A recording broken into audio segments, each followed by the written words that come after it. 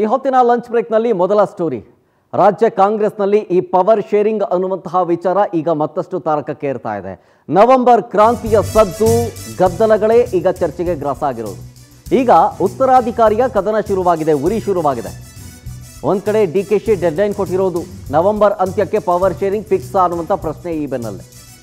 CM ಕುರ್ಚಿ ಏರಬೇಕಂತ DCM DK Shivakumar ಬಿಗಿಪಟ್ಟು ಹಿಡಿದು ಕೂತಿದ್ದಾರೆ.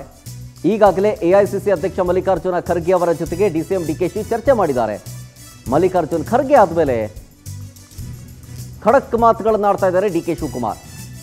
CM ಆದ ನಂತರ ತಮ್ಮದೇ ಸಂಪುಟವನ್ನು ರಚಿಸಿಕೊಳ್ಳೋದಕ್ಕೆ DKಶಿ ಪ್ಲಾನ್ ಮಾಡ್ತಾ ಇರೋದು. ಬೆಂಗಳೂರಿನಲ್ಲೇ ಎಲ್ಲ ಮಾಹಿತಿಯನ್ನು AICC ಅಧ್ಯಕ್ಷರು ಸಂಗ್ರಹಿಸ್ತಾರೆ. ಆ ಎಲ್ಲ ಮಾಹಿತಿಯೊಂದಿಗೆ ನಾಳೆ ಡೆಲ್ಲಿಗೆ ಹೋಗ್ತಾರೆ ಖರ್ಗೆ. ಕಾಂಗ್ರೆಸ್ನಲ್ಲಿ ಇರುವಂತಹ ಗೊಂದಲಗಳ ಬಗ್ಗೆ ರಾಹುಲ್ ಗಾಂಧಿ ಅವರ ಜೊತೆಗೆ ಚರ್ಚೆ ಮಾಡಿ, ಅದಾದಮೇಲೆ ಬಿಹಾರ ಎಲೆಕ್ಷನ್ ಬರುತ್ತೆ. ಬಿಹಾರ ಎಲೆಕ್ಷನ್ ನಂತರ ರಿಸಲ್ಟ್ ಆಗುತ್ತೆ. ರಿಸಲ್ಟ್ ಆದಮೇಲೆ ಡೆಲ್ಲಿಲಿ ಹೈಕಮಾಂಡ್ ಅಂಗಳಕ್ಕೆ ಈ ಚೆಂಡು ಹೋಗುತ್ತೆ. ಅಲ್ಲಿಂದ ಬೆಳವಣಿಗೆಗಳು ಶುರುವಾಗುತ್ತೆ. ಅಂದರೆ ಬಿಹಾರ ಎಲೆಕ್ಷನ್ ಆದ ನಂತರ ಸಿದ್ದರಾಮಯ್ಯನವರು CM ಆಗಿ 2.5 ವರ್ಷ ಪೂರ್ಣಗೊಳ್ತಾ ಇದೆ. ಇದೇ ನವೆಂಬರ್ ತಿಂಗಳ 20ನೇ ತಾರೀಕು. ಮತ್ತೊಂದು ಕಡೆ ಅವತ್ತೇ 20ನೇ ತಾರೀಕೆ ಬಹಳಷ್ಟು ಪ್ರೋಗ್ರಾಮ್ಗಳನ್ನು ಇಟ್ಕೊಳ್ಳಲಾಗಿದೆ ಸರ್ಕಾರದ ಕಡೆಯಿಂದ, ಕಾಂಗ್ರೆಸ್ ಕಡೆಯಿಂದ. ಆ ಕಾಂಗ್ರೆಸ್ ಕಡೆಯಿಂದ ಇರುವಂಥ ಕಾರ್ಯಕ್ರಮಗಳನ್ನು ಚಾಲನೆ ಅಥವಾ ಉದ್ಘಾಟನೆ ಮಾಡೋದಕ್ಕೆ ರಾಹುಲ್ ಗಾಂಧಿ ಅವರು ಬರ್ತಾ ಇದ್ದಾರೆ. ಆ ಸಂದರ್ಭದಲ್ಲೇ ನವೆಂಬರ್ ಕ್ರಾಂತಿ ಅಥವಾ ಸಂಪುಟ ಪುನರ್ರಚನೆ ಆಗಿರ್ಬೋದು, ಪವರ್ ಶೇರಿಂಗ್ ಚಟಾಪಟಿ ಆಗಿರ್ಬೋದು.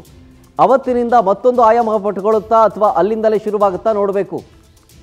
ನವೆಂಬರ್ ತಿಂಗಳಿನಲ್ಲೇ ಕೊಟ್ಟ ಮಾತನ್ನು ಈಡೇರಿಸಿ ಕೊಡಿ, DK ಶಿವಕುಮಾರ್ ಅವರ ಪಟ್ಟು ಇದು.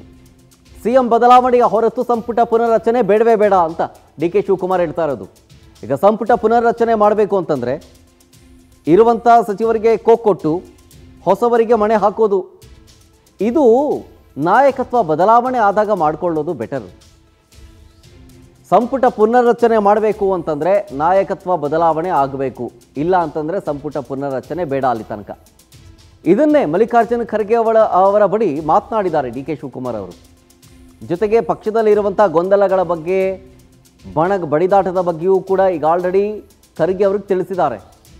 ಸೊ ಇದೇ ವಿಚಾರ ಇಟ್ಕೊಂಡು ಈ ಎಲ್ಲ ಮಾಹಿತಿಯನ್ನು ಸಂಗ್ರಹ ಮಾಡಿಕೊಂಡು ಹೈಕಮಾಂಡ್ ಬಳಿ, ಅಂದರೆ ರಾಹುಲ್ ಗಾಂಧಿ, ಸೋನಿಯಾ ಗಾಂಧಿ ಅವರ ಬಳಿ ಇದ್ರ ಬಗ್ಗೆ ಚರ್ಚೆ ಮಾಡ್ತಾರೆ. CM ಆದ ನಂತರ ತಮ್ಮದೇ ಸಂಪುಟವನ್ನು ರಚಿಸ್ಕೊಳ್ತೀನಿ ಅಂತ ಪ್ಲ್ಯಾನ್ ಮಾಡ್ಕೊಳ್ತಾ ಇದ್ದಾರೆ DK ಶಿವಕುಮಾರ್ ಅವರು. ಹಾಗಾಗಿನೇ DK ಶಿವಕುಮಾರ್ ಅವರು ಈ ಸಂಪುಟ ಪುನರ್ರಚನೆಯ ಬಗ್ಗೆ ವಿರೋಧವನ್ನು ವ್ಯಕ್ತಪಡಿಸ್ತಾ ಇರೋದು. ಹಾಗಾಗಿ AICC ಅಧ್ಯಕ್ಷರಾದಂಥ ಮಲ್ಲಿಕಾರ್ಜುನ ಖರ್ಗೆ ಅವರು ತಾಳ್ಮೆಯಿಂದ ಇರಿ ಅಂತ ಸೂಚನೆ ಕೊಟ್ಟಿದ್ದಾರಂತೆ. ನವೆಂಬರ್ನಲ್ಲಿ ರಾಹುಲ್ ಗಾಂಧಿ ಅವರು ರಾಜ್ಯಕ್ಕೆ ಆಗಮಿಸ್ತಾ ಇದ್ದಾರೆ. ಅವ್ರ ಜೊತೆಗೆ ನಾನು ಮಾತನಾಡಿ ಇದನ್ನು ಸಾಲ್ವ್ ಮಾಡುವಂಥ ಪ್ರಯತ್ನ ಮಾಡೋಣ ಅನ್ನುವಂಥ ಭರವಸೆ ಸಿಗ್ತಾ ಇದೆ.